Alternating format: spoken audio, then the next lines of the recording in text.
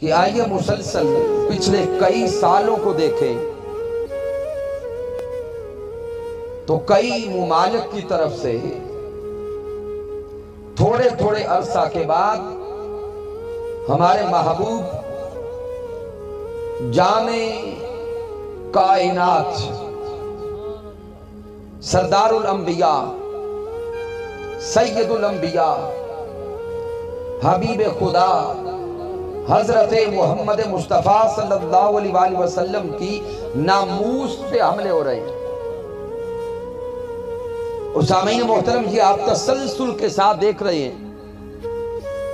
کہ آغاز کہیں ڈنمارک سے ہوا تھا، پھر ہم نے دیکھا کہ ہالینڈ کے لوگوں نے یہ بدبختی کی، پھر یہ بدبختی فرانس میں نظر آئی، پھر آگے بڑھتی بڑھتی ان دنوں ہمارے قریب انڈیا تک پہنچ چکی ہے۔ سامعین محترم، جو سب سے پہلا نقطہ سمجھنے والا ہے وہ یہ کہ ذہن میں ایک سوال پیدا ہوتا ہے کہ یہ بدبخت پیارے محبوب علیہ السلام کی ناموس پہ حملہ کرتے کیوں ہیں؟ یہ عالم کفر، یہ مشرکین، یہ کفار، یہ باطل طاغوتی قوتیں ہمارے محبوب کے ناموس پہ حملہ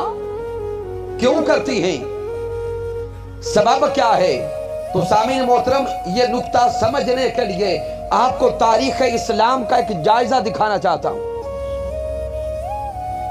کہ اگر 1400-1500 سالہ تاریخ اسلام کا مطالعہ کریں تو کفار ہمیشہ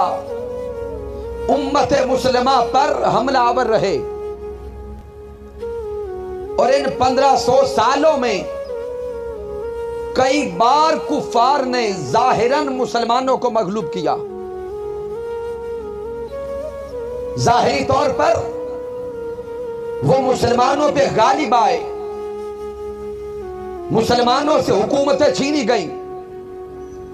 ریاستیں چھینی گئیں، ظاہری اسلحہ اور ہتھیار چھینا گیا، ہزاروں لاکھوں مسلمانوں کو شہید کیا گیا۔ لیکن سامعین، یہ تاریخ بتاتی ہے کہ مسلمان زیادہ عرصہ کے لیے مغلوب نہیں رہے۔ یہ نقطہ سمجھنے والا ہے کہ مسلمان زیادہ عرصہ کے لیے مغلوب نہیں رہے۔ بے شک ظالموں نے، باطل قوتوں نے مجتمع ہو کے حملہ کیا، کچھ وقت کے لیے مسلمان مغلوب ہوئے، ریاستیں گئیں، حکومتیں گئیں، ظاہری قوت گئی، لیکن مسلمانوں نے جلد ہی پھر سر اٹھایا، مسلمان پھر غالب آئے۔ تو جب بار بار تاریخ اسلام کو دیکھا گیا کہ مسلمانوں کے پاس ظاہری اسلحہ نہیں تھا، ظاہری ہتھیار نہ تھے، ظاہری قوت نہ تھی، مسلمانوں نے پھر سر اٹھایا، غالب آئے۔ مسلمانوں نے پھر سر اٹھایا اور غالب آ گئے۔ تو جب بار بار تاریخ نے یہ عمل دہرایا تو کفار یہ سوچنے پر مجبور ہو گئے کہ دیکھا جائے کہ مسلمانوں کی اصل قوت کیا ہے، یہ تحقیق کی جائے کہ مسلمانوں کی اصل طاقت کیا ہے۔ کفار کے تھنک ٹینکس بیٹھے، کفار کے ریسرچر بیٹھے، وہ سوچ سوچ کر اس نتیجے پر پہنچ گئے کہ مسلمان کی اصل قوت دنیا کا اسلحہ نہیں ہے، مسلمان کی اصل طاقت دنیا کا ہتھیار نہیں ہے۔ وہ اس نتیجے پر پہنچ گئے کہ مسلمان کی اصل قوت ان کے من میں چھپا جذبہ عشق مصطفیٰ ہے۔ مسلمانوں کی اصل طاقت ان کے دلوں میں چھپی محبت مصطفیٰ ہے، ان کے دلوں میں چھپی چاہت مصطفیٰ ہے۔ مسلمان کی اصل قوت نسبت مصطفیٰ ہے، عشق مصطفیٰ ہے، تعلق مصطفیٰ ہے۔ گو ظاہراً حکومتیں بھی چھینی گئیں، ریاستیں بھی چھینی گئیں، ملک بھی چھینے گئے، ہتھیار چھینے گئے، لاکھوں مسلمان شہید کیے گئے، لیکن مسلمان جو پھر اٹھتے رہے وہ دنیا کی طاقت سے نہیں اٹھے، وہ عشق مصطفیٰ کی طاقت سے اٹھے ہیں۔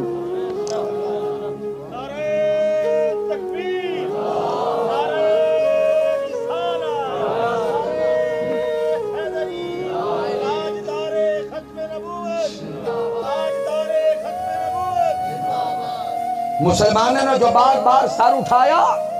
وہ کسی دنیا کی طاقت کی وجہ سے نہیں اٹھایا، کہ مسلمانوں نے جب بھی سر اٹھایا ہے عشق مصطفیٰ سے اٹھایا ہے، تعلق مصطفیٰ سے اٹھایا ہے، اور قوت محمد مصطفیٰ سے اٹھایا۔ تو سامعین، جب کفار اس نتیجے پر پہنچ گئے تو اب کفار نے سوچا کہ مسلمانوں سے ان کا اصل ہتھیار چھینا جائے، ان کی اصل قوت چھینی جائے، اصل طاقت چھینی جائے، اور اصل طاقت دنیا کی تلوار نہیں بلکہ اونچا بولے عشق مصطفیٰ ہے، محبت مصطفیٰ ہے۔ تو سامعین، اس دن کے بعد ان بدبختوں نے ناموس مصطفیٰ پہ حملے کرنے شروع کر دیے، تاجدار کائنات کی ناموس پہ حملہ آور ہو گئے، اس لیے کہ مسلمانوں کو تاجدار کائنات صلی اللہ علیہ وآلہ وسلم کے ساتھ جو تعلق حبی حاصل ہے اس کو کمزور کیا جائے۔ اور اسی کی طرف اشارہ حکیم الامت حضرت علامہ محمد اقبال رحمت اللہ تعالی علیہ نے کیا تھا۔ آپ نے لکھا کہ یہ فاقہ کش مسلمان کفار کی سازش کو عیاں کیا، کہ کفار کیا چاہتے ہیں کہ یہ فاقہ کش مسلمان جو موت سے ڈرتا نہیں ذرا، روح محمد اس کے بدن سے نکال دو۔ کفار اس نقطے کو جان گئے اور یہ حقیقت پہچان گئے کہ یہ مسلمان جو فاقہ کش ظاہری طور پہ بھوکا رہ سکتا ہے، یہ بھوک سہ سکتا ہے، پیاس سہ سکتا ہے، اس دنیا کی مشکلات سہ سکتا ہے، لیکن محبت مصطفیٰ پہ آنچ نہیں آنے دے گا۔ تو انہوں نے کہا یہ محبت چھینی جائے، یہ فاقہ کش مسلمان جو موت سے ڈرتا نہیں ذرا، روح محمد اس کے بدن سے نکال دو، اور فکر عرب کو دے کے فرنگی تخیلات، فکر عرب کو دے کے فرنگی تخیلات، اسلام کو حجاز و یمن سے نکال دو۔ لیکن سامعین محترم، عالم کفر کو، ہم باطل طاغوتی قوتوں کو، انڈیا تک ان سارے بدبختوں کو جو ناموس مصطفیٰ پہ عمل آور ہوتے ہیں، یہ پیغام دینا چاہتے ہیں کہ بدبختوں، تم جو کچھ کرنا چاہتے ہو آخری حد تک کر لو، جب تک ہمارے جسم میں جان باقی ہے،